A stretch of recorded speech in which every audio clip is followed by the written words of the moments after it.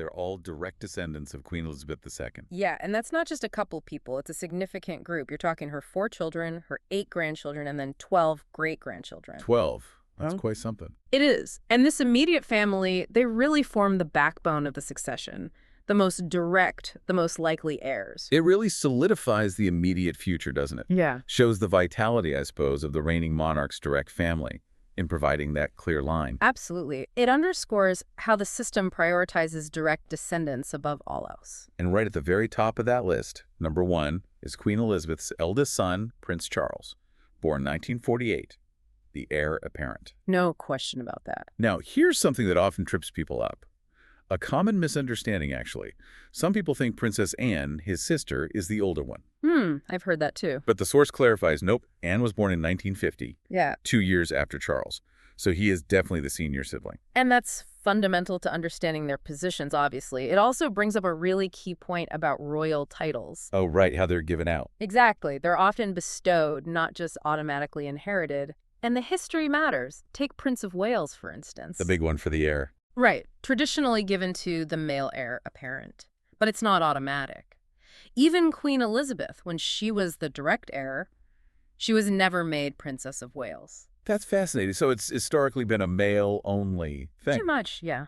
To date, anyway. Right. Reflects that historical precedent tied to the male line. So Charles got the title. Yeah. When was that? He received it when he was 9, which was, 6 years after his mother became queen in 52. 9 years old, wow. But that wasn't his only major title. When his mother took the throne, he automatically got 2 others because he was the male heir apparent. Okay. The English title Duke of Cornwall and the Scottish one Duke of Rothesay.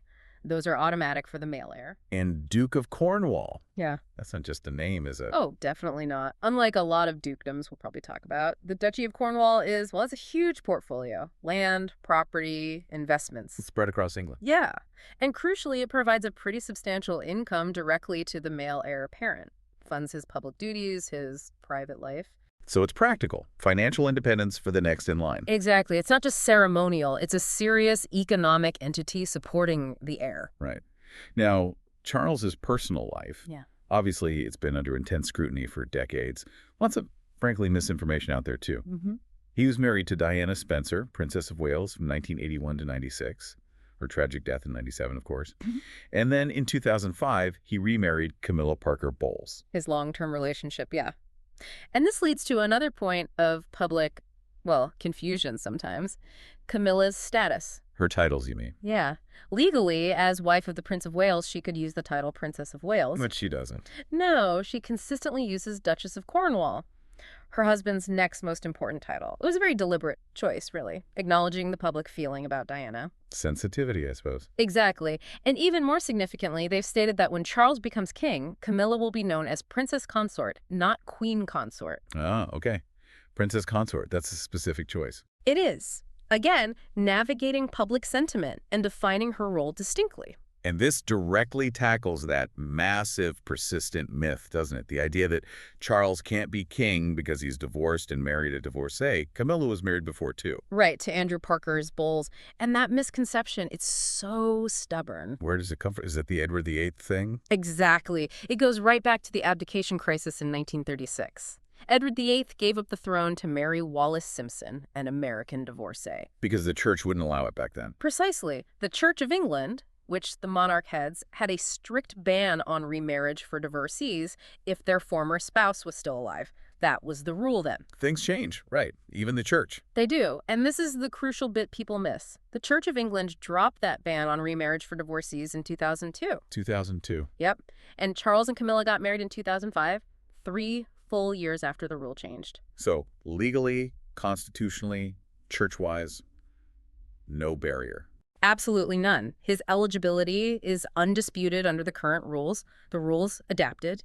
It shows how even ancient institutions have to, evolve. That's a really key point. The interplay between tradition, law, changing social views. Mm-hmm. It paved the way, potentially, for future royal relationships, too. Adds flexibility. Right. And, okay, another rumor you hear, maybe wishful thinking from some, that the Queen would just skip Charles and pass the throne to William. Oh, that one, yeah. Our source is very clear. Simply not true. No. The line is fixed by law. Parliament sets it, not personal preference. Like it or not, when the Queen passes, Charles becomes king, assuming he outlives her. King Charles III, probably. Yeah. Or he could choose another name. He could. George VII is a possibility sometimes mentioned, like his grandfather. But Charles III is the most likely. The principle of primogeniture is absolute here. Okay, so sticking with that principle. After Charles, number 1, the next person isn't his sister Anne or his brothers Andrew or Edward. It's his eldest son, Prince William. Number 2, and that's because of Primogeniture. The system the UK follows. The throne passes firstborn to firstborn down the generations, not sibling to sibling in the same generation. So William comes before Charles's younger siblings. Exactly. It provides that clear, predictable line, avoids potential disputes if it bounces between branches. Stability is key. Makes sense. So William, before he got married, he was just Prince William of Wales. Then, 2011, marries Catherine Middleton. And he gets a dukedom, right? That's the tradition for big royal weddings. Yes. He became Duke of Cambridge, and Catherine became Duchess of Cambridge. It signals their senior status. But these dukedoms, like Cambridge, they're mostly just titles, aren't they? Not actual places they rule. Generally, yes. Purely ceremonial now. There's no actual Duchy of Cambridge with land and power like there might have been centuries ago. It's an honorific historical nod. But you mentioned 2 exceptions earlier, 2 real duchies. Right. We talked about Cornwall, which funds the male heir apparent, Charles. And the other one. The Duchy of Lancaster. This one's held by the reigning monarch, so Queen Elizabeth.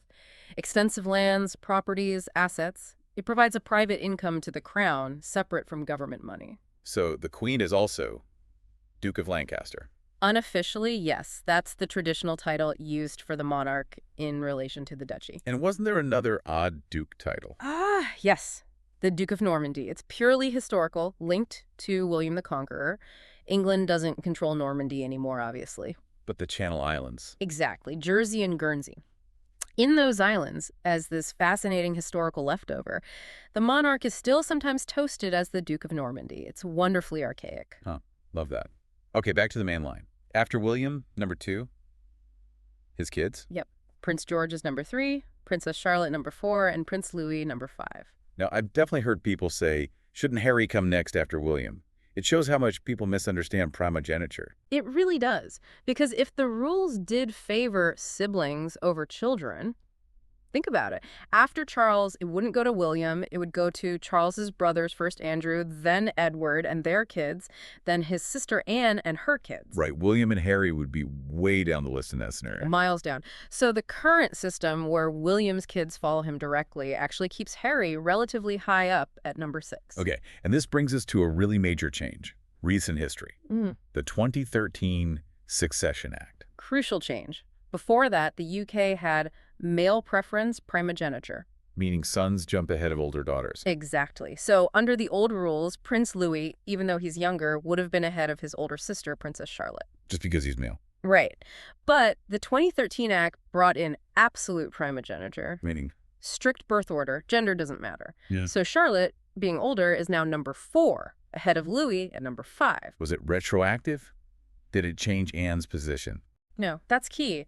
It only applies to royals born after October 2011, so it didn't bump Anne up ahead of her younger brothers. But it's a massive modernizing step for future generations, echoes that move towards gender equality. A huge shift for a centuries-old institution. Okay, so following William and his kids, we get to number 6, Prince Harry. Or Prince Henry, formerly. Harry's the nickname. Right. Married Meghan Markle, 2018, became Duke and Duchess of Sussex. And they have 2 children. Archie, who's number 7, and Lilibet, number 8. Now, titles again, Prince and Princess. There's a general rule, right? Generally, yes. It's usually children of the monarch and male line grandchildren of the monarch. So Charles is a prince, son. William and Harry are princes, male line grandsons. Correct. No. But look at Princess Anne's children, Peter and Zara. They're not prince and princess. No, because although Anne is a princess, her children are descended through the female line from the queen, so they don't automatically get the title. If you see a chart, the princes and princesses usually have a little crown symbol. Got it. So what about William and Harry's kids, their great-grandchildren? That breaks the rule. Well, it got complicated. Back in 2012, before any of them were born, the queen made a specific decision. Before Meghan was even in the picture. Right. The queen decreed that all children born to Prince William would get prince-princess titles, an exception for the direct line heirs. So George, Charlotte, Louis, were prince and princess from birth. Correct. But this, naturally, led to questions when Harry and Meghan's children, Archie and Lilibet, were born and were not given those titles at birth. Okay, so why not? They didn't qualify under the standard rules or the specific exception made for William's children. However, and this is crucial when Charles becomes king. Ah, the situation changes. Yes. Archie and Lilibet will then automatically and legally become prince and princess because they will then be male line grandchildren of the reigning monarch. Okay, so it's just a matter of time, legally speaking. Legally, yes. Now, whether they'll use those titles, that's another question. Because Harry and Meghan stepped back. Exactly. As the source says, it's yet to be seen. They've expressed a wish for their kids to grow up as private citizens, which links to their decision in 2020 to step down as senior working royals. Why did they do that again? The media pressure? That was a huge part of it. The intense scrutiny, what they described as racist treatment of Meghan, the impact on their mental health, it all led to them wanting a different path. And this led to that massive misconception that they were kicked out of the line of succession. Which is absolutely wrong. Emphatically not true. Harry is still number 6, Archie 7, Lilibet 8. And they still have their titles, Duke and Duchess. Yes, Harry is still a prince by birth, Meghan a princess by marriage, just like William and Catherine. So what actually changed? The real change is they're non-working members of the family now. No official duties, no royal patronages. Harry lost his honorary military roles, and crucially, they no longer use His Royal Highness. So it's about their role, their job, not their place in line. Precisely. A fundamental change in public duties, not constitutional position. That distinction is vital. It's incredibly important. Okay, moving on. Next in line, after Harry's children, we circle back to the Queen's other children. And this is where that non-retroactive rule change really bites. Because next should be Princess Anne, the second child. But she isn't, because she was born before the rules changed under male preference. Correct. And the 2013 change didn't apply backwards. So she comes after her younger brothers, Andrew and Edward, and all their descendants. Meaning the next person at number 9 is actually Prince Andrew. Prince Andrew, yeah. And his situation, well, it's complicated and controversial. The Jeffrey Epstein connection. Yes. His long-standing association, the civil trial allegations, it led to major consequences from the palace. The Queen took action. Where she did, January 2022. Removed his royal patronages, military titles, and stripped him of the right to use His Royal Highness officially. And this seems unbelievable to many. He's still in the line of succession. Yes.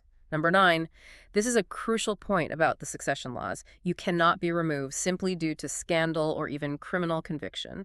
Really? Even prison wouldn't remove you? Nope. The only ways off the list are death, a specific act of Parliament removing you by name, or becoming monarch and then abdicating. Wow. So the law is incredibly rigid on that. Institutional stability above all else, it seems. It seems so. Even with the controversy, Andrew remains 9th. He still holds the title Duke of York, traditionally the monarch's second son's title. And he has children. 2 daughters with Sarah Ferguson. Princess Beatrice is the eldest. She's number 10.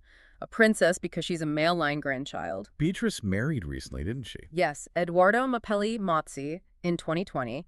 They had a daughter, Sienna, in 2021. So Sienna is number 11. Does Beatrice's husband or her stepson get included? No. Spouses and stepchildren are never in the line. Only direct descendants of Sophia of the Palatinate, ultimately. So Eduardo and his son Christopher are out. Got it. And Andrew's other daughter? Princess Eugenie, she's number 12. Married Jack Brooksbank. They have a son, August, who's number 13. Okay, that's Andrew's line. Next must be Prince Edward. The Queen's youngest son, yes. Prince Edward is number 14. He's married to Sophie, and they are currently Earl and Countess of Wessex. Earl, not Duke. Why the lower rank? Well, an Earl is equivalent to a Count elsewhere. Countess is the wife's title. But the reason he's an Earl is specific. He's apparently waiting for a particular dukedom. Which one? Duke of Edinburgh. His father, Prince of Philip's title. Philip passed away in 2021, just before his 100th birthday. Yeah. And people often ask, why was he Prince Philip, not King Philip? Right. It comes down to the titles for consorts. Think back to the Queen's parents. George VI was king. His wife Elizabeth was queen, specifically Queen Consort. Her title came from him. Exactly. But Queen Elizabeth II is Queen Regnant. She holds the throne in her own right because her father had no sons. She's the monarch. Yes. And when you have a Queen Regnant, her husband is called Prince, not King. Stops any confusion about who's actually the sovereign. And Queen Regnant is different from Queen Regent. Completely. Regent is temporary, ruling for an underage monarch. Queen Elizabeth is the ruler. And only regnants get numbered Elizabeth II because there was an Elizabeth I.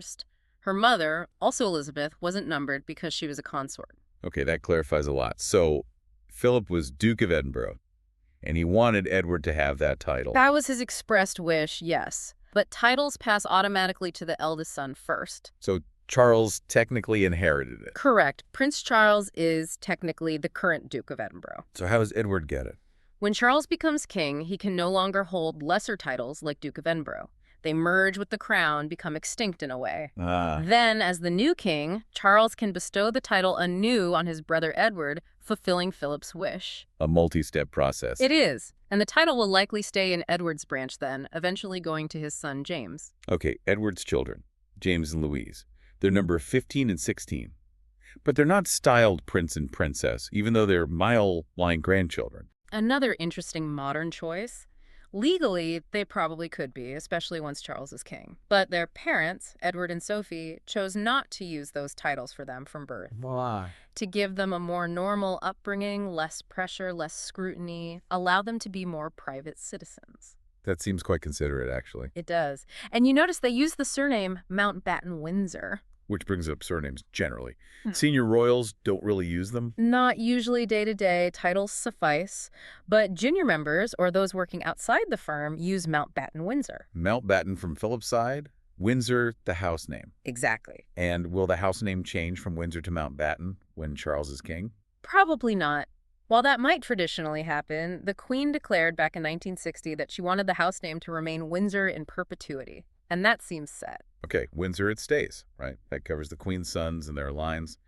Now we'll loop back to her daughter, Princess Anne. Who we know is older than Andrew and Edward. But comes after them and their kids in the line, because of that non-retroactive male preference rule she was born under. Precisely. Which puts her children and grandchildren further down, too. And also have that special title, Princess Royal. Yes. A traditional title for the monarch's eldest daughter. Only one person holds it at a time. So Charlotte might get it eventually. Very likely. But only after Anne passes away and after William becomes king, he would then bestow it on his daughter. Got it.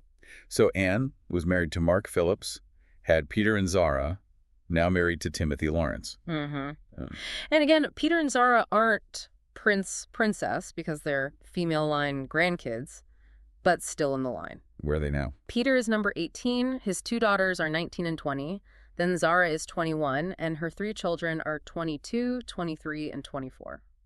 And wasn't there something about the Olympics with that family? Yes. Great detail from the source. Zara, her mother Anne, and her father Mark Phillips all competed in equestrian events at the Olympics. Quite the family achievement. Amazing. So Zara's youngest child is number 24. And that completes the set. That's the first 24, yes. All the direct living descendants of Queen Elizabeth II as of early 2022. The immediate core. So where does the line go next? After the Queen's descendants? Logically, it goes to the descendants of her sister, Princess Margaret, who passed away in 2002. Margaret, the Queen's sister, not Anne, her daughter. Easy to mix up. Very. So number 25 is Margaret's son, David. He's the Earl of Snowdon. His father's title? Right. His children, Charles and Margarita, are 26 and 27. Then comes David's sister, Lady Sarah Chatto, at 28, and her two sons, Samuel and Arthur, at 29 and 30. Okay, so that covers everyone descended from King George VI, the Queen's father. Correct. So to go further, we have to step back another generation to George VI's siblings. Starting with the awkward one, Edward VIII. The abdicated king, he had no children, but even if he had, they wouldn't be in line. He gave up rights for himself and any potential descendants when he abdicated. Duke and Duchess of Windsor was their title afterwards. His line is a dead end for succession. Right, but George VI had younger brothers. He did, so their descendants come next. First, Prince Henry, Duke of Gloucester. His line. His eldest son died in a plane crash, sadly. So the titles went to the second son, Prince Richard. He's the current Duke of Gloucester. First cousin to the Queen. He's number 31. Richard, Duke of Gloucester. Okay. And interestingly, he's considered the most senior agnatic member of the House of Windsor. Agnatic, meaning purely male line. Strictly male line descent, yes. His children and grandchildren then take us down to number 40. Wow, quite a few there. Okay, who was the next brother of George VI? Prince George, Duke of Kent. And again, remember, George VI was born Albert, chose George as his regnal name. This brother was actually named George. Okay, got it. What happened to him? Tragically, he also died in a plane crash during World War II, so his son became the Duke. Who is? Prince Edward, the current Duke of Kent. He's number 41. His children and grandchildren fill spots 42 to 51. Including Lady Amelia Windsor, the model. That's her. Number 43. Shows the variety of lives even within the extended royal family. And didn't this line have a connection to the Catholic exclusion rule? Yes, a direct one. The current Duke of Kent's younger brother, Lord Nicholas Windsor, is excluded from the line because he converted to Catholicism. So that rule is still active. No Catholics on the throne. Still active. The Act of Settlement 1701. You can marry a Catholic now without losing your place, thanks to the 2013 Act, but you cannot be Catholic yourself. Or any other non-Protestant religion. Correct. Jews, Muslims, Hindus, Buddhists, all excluded. It really highlights that historical tie between the Crown and the Church of England. A powerful reminder of history. So after the Duke of Kent's line, We have his younger siblings, Prince Michael of Kent and his descendants, and Princess Alexandra and hers. That takes us all the way down to number 63. and these four, Richard, Edward, Michael, Alexandra, they're still Princess. Yes, because they are male line grandchildren of a former monarch, King George V, and they still perform some royal duties, but their own children generally don't hold those titles. Right. Was there another brother? There was Prince John, but he had epilepsy, died very young at 13, no descendants. Not his sister. Yes, Princess Mary. She was Princess Royal before Anne. Her descendants, through her two sons, cover positions 64 all the way down to 94. 94. Okay, so that must cover all of King George V's descendants. Pretty much the key lines descended from George VI and his siblings, yes. But the line doesn't stop there. Theoretically, it goes back further. To George V's siblings. Yay. Queen Victoria's siblings. Exactly, tracing back through generations. And this is where you find those surprising connections to other European royal families. Like the King of Norway. King Harold V, yes. He's in there somewhere in the hundreds. And if you go far enough, you'll find the King of Spain, Felipe VI, and the King of Sweden, Carl VI, Gustav, are also technically in the British line of succession. Mind-boggling. Shows how interconnected they all were. Absolutely. Shared ancestry runs deep. So does this mean almost anyone with distant European Protestant roots is somewhere on this massive list? Ah, good question. But no, it's not infinitely inclusive. There's a specific cutoff point defined by law. Which is? The Act of Settlement, 1701 again. To be in the line, you must be a Protestant descendant of a specific person. Sophia of the Palatinate. Who was she? A German princess, granddaughter of King James I of England. That act deliberately bypassed closer Catholic relatives, the Jacobite line, and established Sophia's Protestant descendants as the required pool for succession. So that's the absolute boundary. Protestant descendant of Sophia. Well, that's the rule. Okay, nearly there. Let's do those quick what-ifs to really understand how it works dynamically. What if Charles dies before the Queen? Does Andrew become king? Definitely not. Common question, simple answer. The sequence of numbers stays fixed. If someone dies, everyone below them just moves up one slot. So William would become number 1, George 2, Charlotte 3. Exactly. Andrew would move from 9 to 8, maybe, but the fundamental order, William, George, Charlotte, Louis, remains intact ahead of him. The sequence is locked. Got it. Sequence, not absolute number. Yeah. And the opposite, if Harry and Meghan had another child. Simple again. The new baby slots into their natural birth order within that family branch. So after Lilibet. Right. The new baby would become number 9, and everyone currently below number 8, Andrew, Beatrice, Sienna, etc., would just shift down one position. Andrew becomes 10, Beatrice 11, and so on. The line just expands and contracts. Exactly. Births push people down, deaths pull people up. And one last thing. What if, say, George became king as a child? Then a regent would be appointed, usually the next eligible adult in the line of succession. So William in that case. Most likely William, yes. He'd manage things until George came of age. It's a constitutional safety net. Ensures continuity. Phew. Okay. That was quite the deep dive into the line of succession. It really was. A fascinating journey, wasn't it? Through history, tradition, surprising facts, legal details, and busting a few myths along the way. Definitely. And understanding these rules, you really do get a better handle on this fundamental aspect of one of the world's most famous families. It absolutely helps decode things. And as we went through it, thinking about things like the Catholic exclusion or the shift to absolute primogeniture, it really makes you think, doesn't it, how these rules reflect wider society. Political shifts, religious history, changing views on gender, it's all mirrored there, sometimes slowly, sometimes more suddenly, even influencing modern family choices like Edward and Sophie's. So it makes you wonder, what will these rules look like in another 100 years? Will they keep evolving, or will some of these ancient bits remain? That is a provocative thought. What gets kept, what gets changed, it'll be interesting to see. Indeed. And for anyone whose interest is really piqued by all this. I definitely point them back to the source material creator, Useful Charts. Matt Baker does these incredible detailed posters, not just British royalty, but Western Europe, Eastern Europe, Asian royal families. Wow. Visual maps of all these connections. Exactly. Really amazing resources if you want to explore these intricate family trees even further.